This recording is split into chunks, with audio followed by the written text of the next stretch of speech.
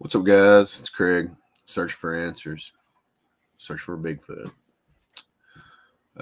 Once again, I'd like to thank everybody for their support, everybody for reaching out to me and helping me along the way. Um, Squatcher1222 at gmail.com. Hit me up if you got questions, comments, advice, uh, anything. Let me know. I'm here for it. That's what we're here for. This whole channel is all about learning, educating each other, and seeing what we can do. If you notice, things might be changed up a little bit. I'm learning how to do put some pictures up, stuff like that, little comments, little different things. Getting a lot of help from Wayne over at Paranormal Odyssey podcast. Go check him out, guys. He's a hell of a guy. Check him out. He's supported me all along the way. Um, Tons of knowledge, man. This guy's good. Also like to thank Dr. John Barenschot. He for pushing me on this, pushing. Again, couldn't do this without any of you guys. But just wanted to give you, like I said, I told you guys before, I had some evidence, a few examples of that evidence, what got me started in this whole crazy world. Just bear with me as I do this, but we're going to learn as we go on this, as well as we learn about Bigfoot. So what got me into this? I'm out for a hike. I'm just stressed out. Work's crazy. I'm getting away, man. I'm getting out of here. I'm gonna go on a hike. Place I've never been before, or I grew up there, but never done these hiking trails there. Just went for a hike, man. About a mile.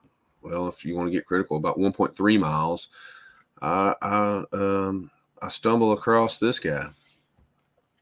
Wasn't really sure what to make of it. It was just the first one I seen. I thought, that's wild. I just walked over it until I saw what I consider would be a left, and I saw a right, and then I saw a left, and they faded away. I didn't know what to make of that, so I stepped back and I took this photo. And like I said, guys, when I first got into this, my photos are crap. I didn't know. Now I know you take straight down, north, south, east, west, all these different things. Charlotte J 136 telling me he's got LiDAR, a LiDAR app on his phone. That's amazing. We can get the depth of these things. But again, I didn't know any of this before. This is just a size comparison of my hand beside this thing, just to tell you how large this is. I didn't know what to think of it. I was like, well, that's pretty crazy, whatever. We're just gonna go on. That's wild. Took my photos. And again, this is what got me into it. I posted those two at the end of this hike. And then my world just changed. My whole worldview changed. The people I got to know, the help, the friends I've made, man, it's crazy out there. But it's wild what you learn going out and being in the woods. But those are the first two, and this is on the same hike. I'm gonna say 2.5, 3 miles. This is before I documented as much, but I did document. But this is before the notebook and everything. I said, now I carry a notepad, everything. What's the weather? What's the temperature? What's the conditions? Am I alone? Where am I at? I document it all. And if you go with me, you get that same notebook. That's what I say. Everyone has their own thing. That way they can document their own experiences instead of only having one guy in the group saying, well, we all felt this way. Well, no, we didn't all feel this way. So this was before that came about. And this is why that came about. Because like I said, I kind of know these are 1.3 miles just because I was tracking myself with GPS. And, when you take the picture, you've got your location there or whatever, and you can tell. So I continue on this hike. I'm just pushing myself.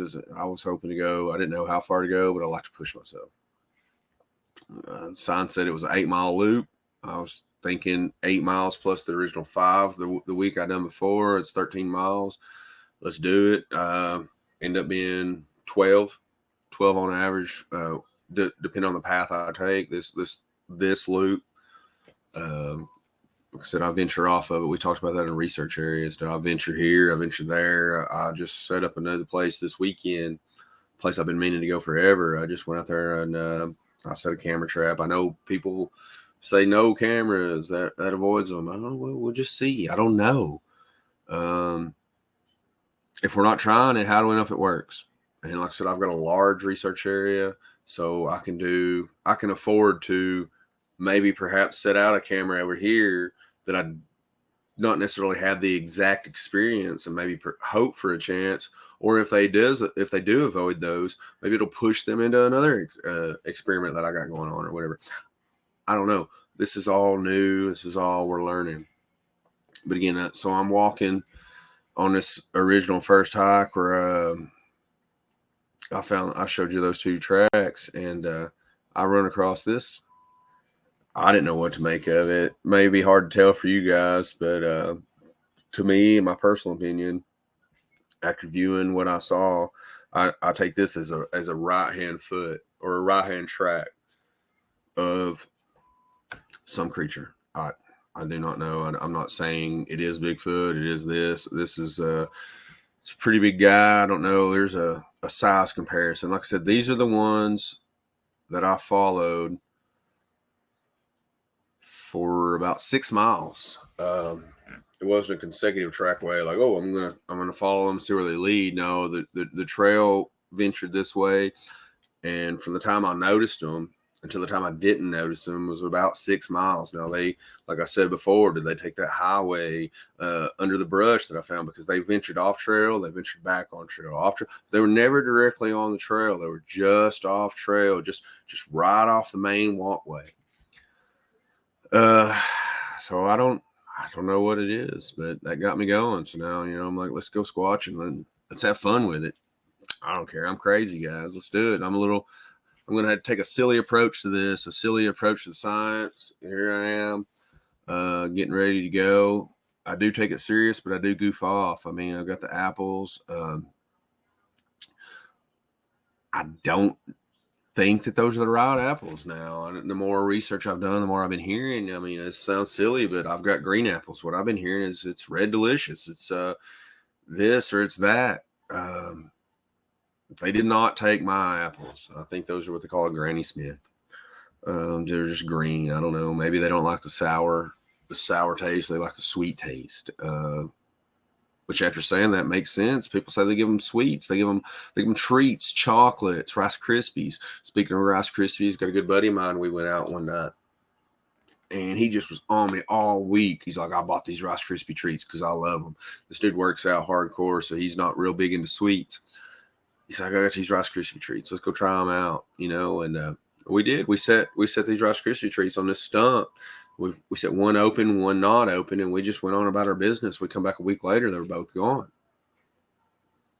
Now, I didn't know enough then how to follow up with my research. That's when I just got talking to Dr. John. And he was like, oh, you got to go back and get them a DNA sample, this and that. And I was like, DNA, again, with the casts on those original footprints. He said, you got to get me a cast. You got to get me a cast. I'm like, I don't know what I'm doing.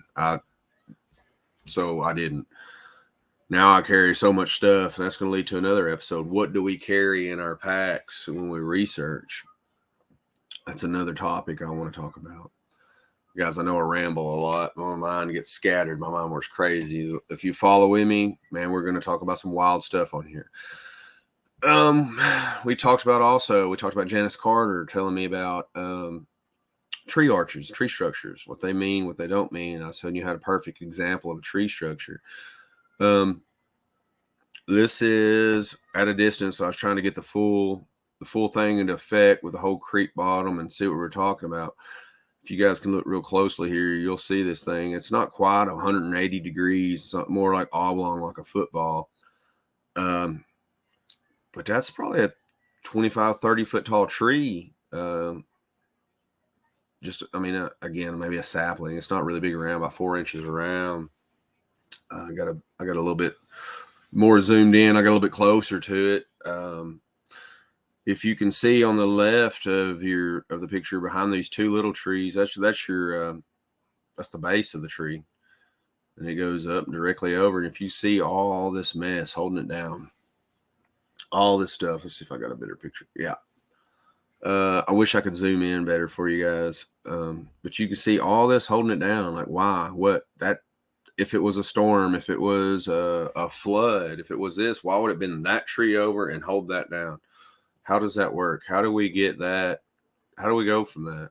There's no more around it. You see all the trees up and around. Like I said before, when I went back, there were 5 more. If you can see the small saplings again behind that, those were the ones that were laid over, but they didn't stay. They were not as perfect as this. So was somebody copying this? Was it a sign for me to stay out? Like Janice was saying, show respect. Well, I did. I told you I didn't care. Hey, I had the courage and then I didn't have the courage. I mean, people always ask me, it's a funny thing. Everybody's, how long you can go out there if you're going out? When we go out at night and stuff, I might go out there all night long, and I might go out there 5 minutes and be feared for my life and say, I'm done. I'm out for the night. We don't know. It just depends on your situation. So no one can say, oh, you're not doing your research for this. And if you want to criticize for not following that trail, well, come out with me, man. If you're there with me, I'll guarantee you I'm doing it. Let's go. I just need someone to find me if I'm going. I got kids, man. I'm not trying to disappear. That's the fear level. It's not the fear of walking up that trail. I'll walk up it all day long, but I need to know that someone knows where I'm at. But again, I mean, it is what it is. What do we do? Courage, no courage. Let's check it out. Here I am again with those apples. How do we find our gifting stones? I had no clue. This just a big rock. I thought, hey, cool. It stands out. I'll be able to find it. They'll be able to see that it stands out on trail. People got to walk by it. Laid my apples up there. Never had any luck with that particular area. But I mean, with that gifting stone, again, going back to how do we find where we gift? How do we do anything? How do we know what we're doing? Come on, guys, help me out. I don't know. I'm no expert. And if you are an expert, please give me the answers. I don't know. I don't know what created all these prints or what created this evidence, but something did it. Something was heavier than me that put that initial print in the ground, those initial 3 prints. Something was heavier than me that put those other prints that I followed for 6 miles. And I'm going to tell you, I followed them pretty close because I checked them out. They were warm. This stuff just happened. Now I go back and think about what it is. Like, what if things would have been different and I would have veered left and right, went up left up through that nursery instead of right and kept on my merry way where I didn't follow those tracks anymore? What could have happened? What could have been? Guys, I don't know. I've got a little bit more evidence I want to give you. I got a little bit of stuff to leave you with. People talk about, so that was my evidence, and now I want to ask questions. This is where we're at. We're searching for answers. So, like I said, my mind process is different. I want to know how their mind process is. So, like, you think back, you watch slow motion a video, or you watch this, like how you see something, but you see this. You see my hand just flew right by your face. But another animal might see it go in super slow motion and be able to follow through with that. So that's their frames per second that they can see in. So I was thinking about that. I got to thinking, it's like, does every creation view in the same frame per second? It can't be, because we react different than a hawk, than an eagle. They see better. They perceive things at a totally different rate. So just a small amount of research I've done, not enough, not a deep dive. I'm no expert, but like our frames per second, on average, they say we see between 30 to 60 frames per second. So how a dog can react a little bit quicker than us. They see 70 frames per second on average. So they're reacting a little bit quicker, but they still kind of see things with us. So that goes along with us taking a dog out with us. They kind of perceive the same, but they will react just a tad quicker. Based on their eyes, well, not their reaction, but they see things a little bit quicker. A cat, for example, 100 to 120 frames per second. That's double what we see, or more than double in instances. I mean, it's super fast. They see everything, so they can react so much faster. And it's like, I've not done a super ton of research, like I say, but our reaction time, or our brain processing time, to process an image is about 13 milliseconds. That's pretty quick, but also What if something else can process faster than that?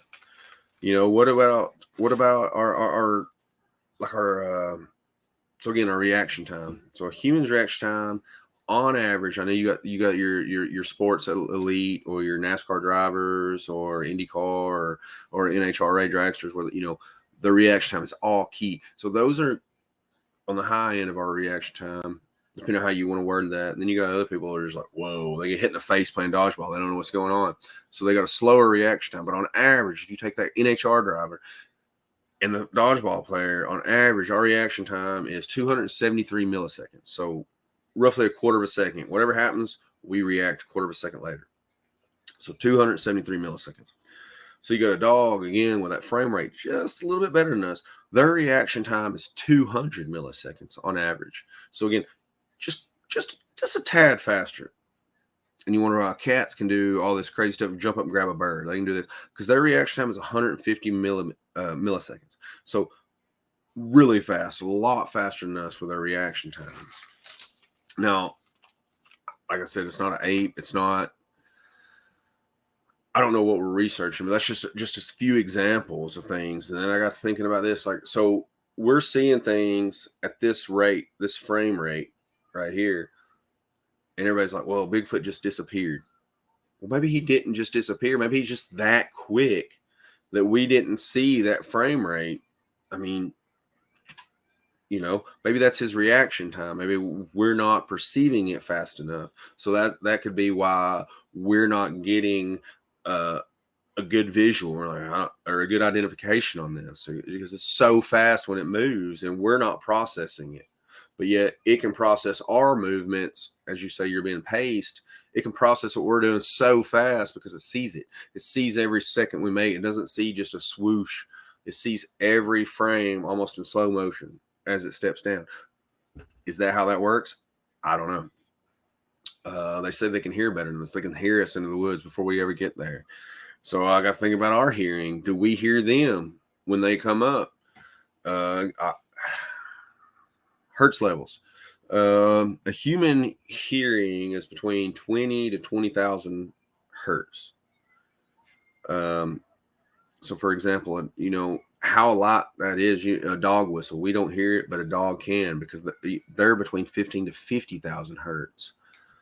A cat doesn't hear that lower end of the hertz range. They hear the more higher end. They're hearing 60 to 65. Everything's higher to these animals. So they're actually wild animals in a sense. I know we've domesticated them, but they still have that ability to have their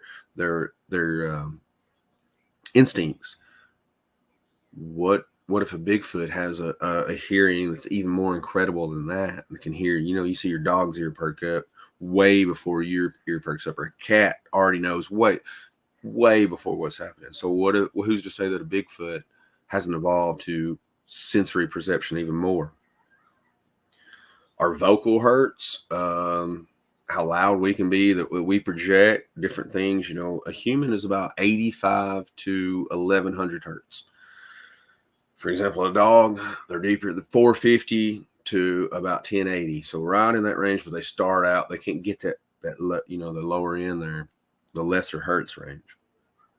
Cat, 760 to about 1520. So way different. How we can get real low, cats are high, this or that. Well, think about an elephant, the range of an elephant. They talk about infrasound. Infrasound. Here I go rambling again, but now we're on a thought. Infrasound. Infrasound is everybody describes it different, but you hear it and feel it because of the vibration, because such a low hertz. So they describe it as a lion roaring or an elephant. So when an elephant, trumpets or whatever, when it's so low, they hear it miles and miles away. But if you're next to it, it vibrates you.